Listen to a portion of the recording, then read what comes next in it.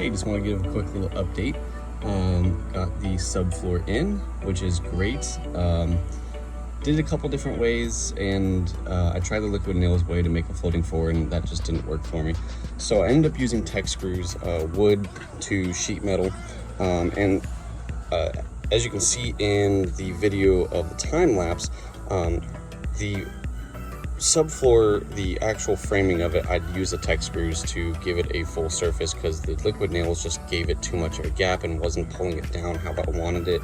And that was personal preference, and I know there's going to be thermal bridging and so on and so forth, and I hopefully mitigated that to some extent by taking the this is actual 3/4 inch subfloor with tongue and groove plywood, and so when I laid that down on there, flip the camera around if I can, it won't let me, whatever.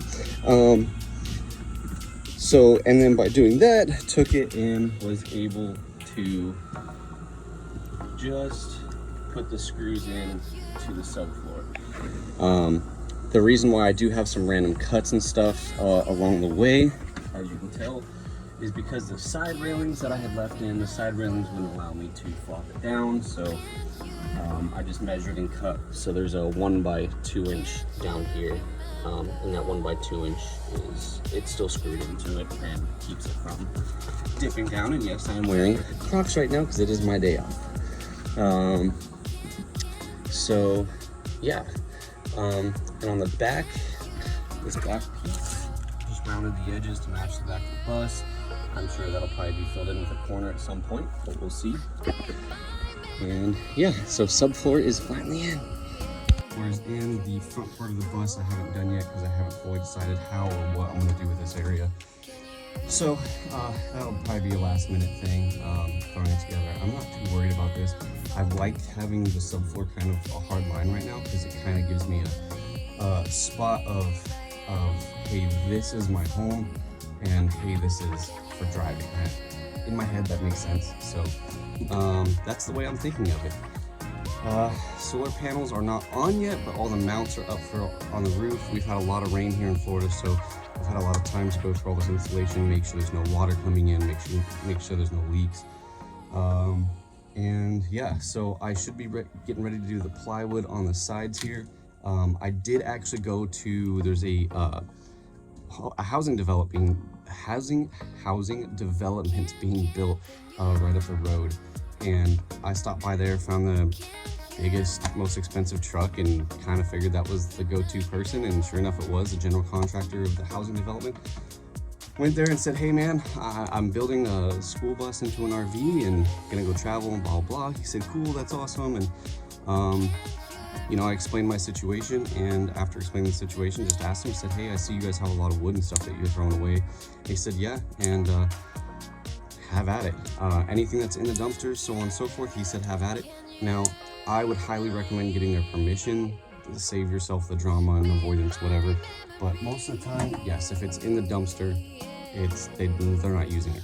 So I got a bunch of plywood that's I think 1/2 inch, but it has the thermal barrier on one side, so that's going to be fantastic, and I didn't have to pay for it, so that's cool. I got a ton of 2x4s, 2x6s, 2x8s, pieces that were already cut. So I got 8 to 10 pieces that are already 4 feet long, which is great because that's pretty much going to be the height of my bed back here.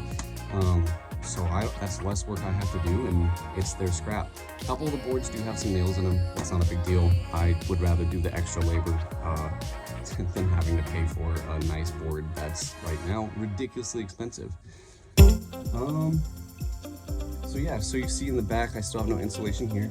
One of the lights is dripping after I sealed it. It just was a bad gasket. I must have mashed it too hard when I took the impact to the light, and that's on me, and whatever.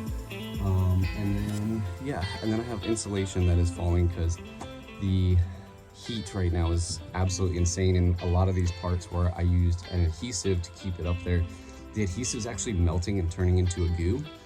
I didn't use a whole lot because I felt like it was needed. I thought I was gonna get the ceiling up a lot sooner, and when I was putting the ceiling up, I had to change a heart, and I'm not sure what I'm going to be doing with this yet. I'm kind of just letting it tell me what it wants. And so yeah, and so I just ran some strings. There's literally just some strings up here tied to either end and a couple spots in between, and as they kind of come down, it just kind of holds it in place so I'm not constantly losing it. And the adhesion, I knew that wasn't a permanent solution. Once the roof is in place, that's going to hold it in place. So that's why I didn't feel like I needed to use too much. It'll also make it, if someone were to ever buy this and they wanted to redo the insulation or whatever it might be, it's not going to be a total nightmare like it was getting the original stuff out. Which, you know, obviously when they built these things, they were meant for the longevity, and I understand why they used so much then.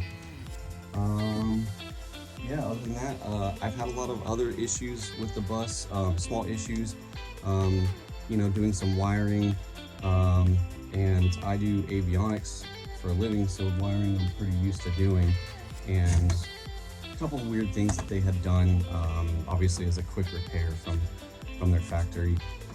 And I had a brake hose, so I am a wet system, I'm not air supply, so I run juice, which means I have brake fluid, and I have two pumps that are right about here-ish underneath the bus on the frame. And sure enough, went to go move the bus and kind of give it its weekly run around the neighborhood, and one of the brake hoses just started leaking, and so I lost the pressure in the rear, which is fine because I do have still pressure in the front, and it individually separates. So that pump runs the rear, but then it separates in two hoses. So if one hose loses, I still have 3 brakes left over. So for those people that have juice systems instead of air systems, just know that, you know, if you do have juice, usually they are smart about the way they do it. You know, they're not going to let a bus full of kids go flying into a tree.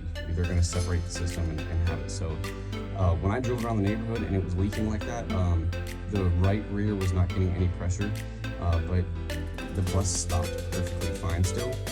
Definitely, it gave me a huge confidence boost of if I'm going downhill and something happens, I know that there's 2 pumps, one for the front, one for the rear. You're always going to have some kind of, they're on 2 different power supply systems. I mean, it's a pretty redundant system, and they do the redundancy for safety. So yeah, stay tuned, follow the Instagram and the Facebook. It is ridiculously hot, so I've been trying to get done what I can when I kind of feel like it right now because it is hot. So thanks.